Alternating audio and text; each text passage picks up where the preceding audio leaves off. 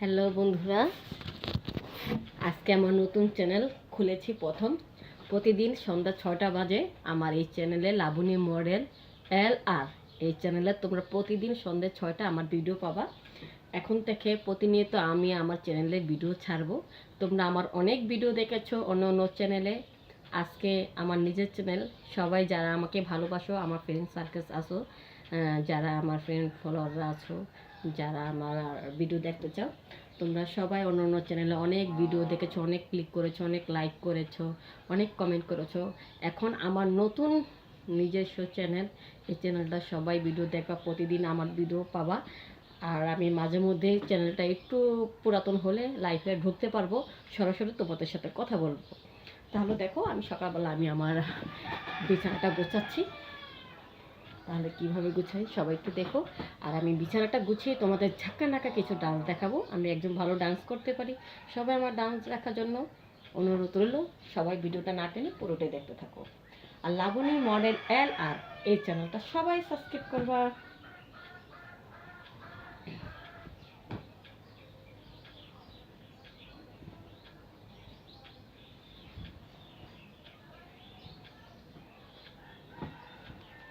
আসলে শীতের দিন, এখন ঠান্ডা, বেশ ঠান্ডা। তো আমি সকালবেলা ঘুম থেকে উঠি একটু দেরি করে, কেননা ঠান্ডার দিন তো সকালবেলা ঠান্ডা লেগে যাবে। তো কম্বলটা একটু রোদ্র দিলে ভালো হতো, যেহেতু শীতের দিনে একটু ইয়ে করলাম। আর সকালবেলা বাচ্চাদেরকে আমি লেখাপড়া করিয়েছি, বিছানার উপরে বসে বসে লেখাপড়া করিয়ে ওদেরকে খাবার দাবার দিয়ে তারপরে ওরা বাইরে খেলাধুলা করতে গেছে। আর এখন এই সুযোগে আমি বিছানা গুছাবো, ঘরের কাজকর্ম করব।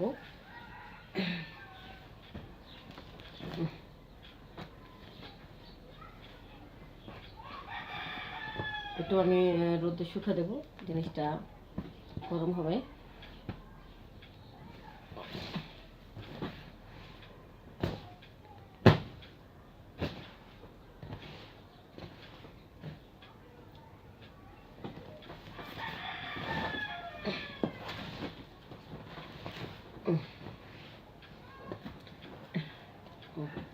বিছানাটা গুছিয়ে ফেললাম।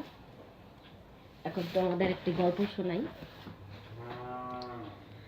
হ্যাঁ, আমি আমার স্বামীকে কষ্ট দিয়ে বিদেশে বাড়িতে গিয়েছিলাম। তো বিদেশে বাড়িতে যাওয়ার পরে সেখানে একটা ঘোড়া আছে, সেই ঘোড়া দিয়ে আমার সাথে ইচ্ছা মতন খেলা করলো। তো বন্ধুরা, কিভাবে খেলা করলো এবং ঘোড়ার খেলা করা দেখে ঘোড়ার মালিকের খেলার খুব স্বাদ জাগলো। সেই ইচ্ছা মতন তার শাবলটা দিয়ে আমার গুহার ভিতরে শাবল মারতেই লাগলো। তো কীভাবে শাবল মেরেছে সেই গল্পটাই আজকে তোমাদেরকে শোনাবো। তো বন্ধুরা, যারা যারা আমার চ্যানেলে নতুন এসেছো, এটা আমার প্রথম চ্যানেল, সবাই একটু চ্যানেলটা সাবস্ক্রাইব করবা। আমি আমার স্বামীকে ভালোবেসে বিয়ে করেছি, তার সাথে 2 বছর সম্পর্ক ছিল। সম্পর্ক করার পরে 6 মাস সংসার করছিলাম। তবে 6 মাসের ভিতরে অনেক অভাব, অভাব। 2 বেলা খেতে পারতাম, 3 বেলা ঠিক মতন খেতে পারতাম না। তাও 2 বেলা ডাল ভাত দিয়ে খেতাম, কোনোদিন আলু ভর্তা, কোনোদিন শুধু লবণ ভাত খাইতাম। কিন্তু লজ্জায় আমি বলতাম না তাকে। কিন্তু এইভাবে কতদিন কষ্ট করা যায় তোমরা বলো তো? তারপরে এক পর্যায়ে আমি আমার স্বামীকে বলি, দেখো এইভাবে সংসার করতে আমার ভালো লাগে না। তো সেই বলতো, দেখো আমি কি করব, আমি তো একটা চাকরির জন্য কত মানুষের দূরে দূরে গিয়েছি, চাকরি পাচ্ছি না। তো ভাবলাম যে ক্ষেত খামারিতে বদলা দিয়ে, একটা বদলা দিয়ে 500 টাকা ইনকাম করি, 3-4 দিন পর আবার আরেকটা বদলা দিই, 500 টাকা দিয়ে আমি কীভাবে কী সংসার চালাবো তুমি বলো তো? পরে সব কিছু চিন্তা ভাবনা করে তখন আমি দিনে দিনে এত কষ্ট সহ্য হচ্ছে না, এইভাবে 1 বছর সংসার করলাম। তারপরে একটা কথা আছে না, অভাব যখন ঘরে আসে ভালোবাসা জানলা দিয়ে পালায়। পরে আমি পাশের বাড়ি একটা কুদ্দুস ভাই ছিল, সে আমাকে প্রায় বলতো, তুমি এত সুন্দর একটা মেয়ে কি একটা গরিব ছেলের কাছে বিয়ে দিই। 1 মিনিট, আমার বাচ্চারা আসছে, খুলে দিই। কে কে বলাইছিস কেন?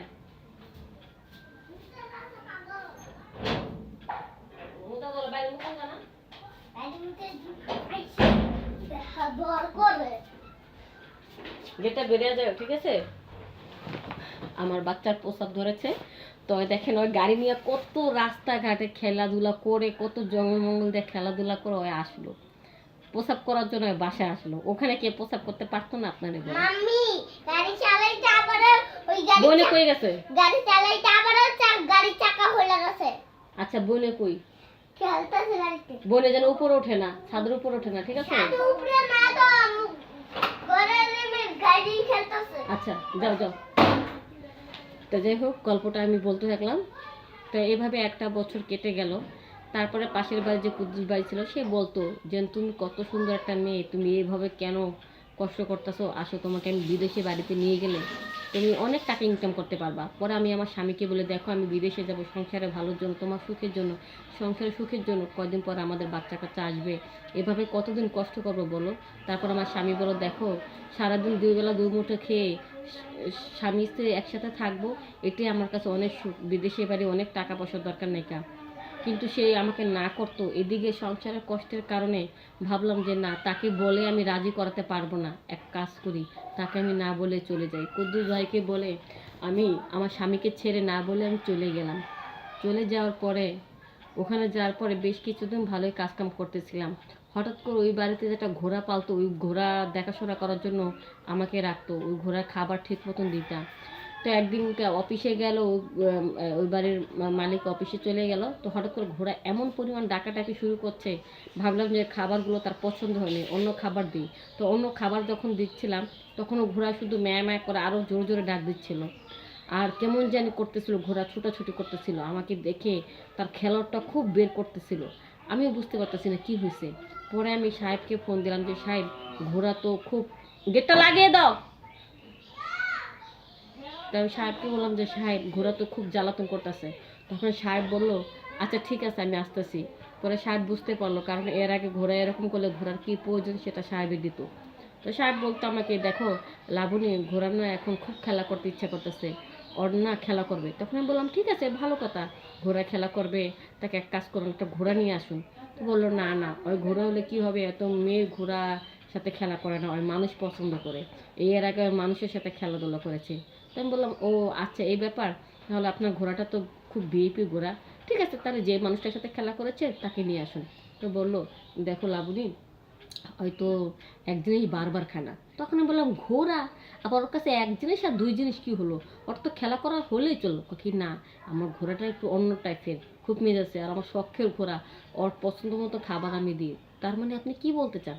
তখন বললো, দেখো তুমি তো একটা মেয়ে মানুষ, তুমি তো আমার ঘোড়াটাকে শান্ত করতে পারো। তখন আমি বললাম, অসম্ভব, এটা কিছুতে সম্ভব না। এমনিতে আমার স্বামীকে কষ্ট দিয়ে আমি বিদেশে বাড়িতে এসেছি, আমি আমার স্বামীর সম্পদ কখনো আমি বিচ্ছিন্ন করতে পারবো না।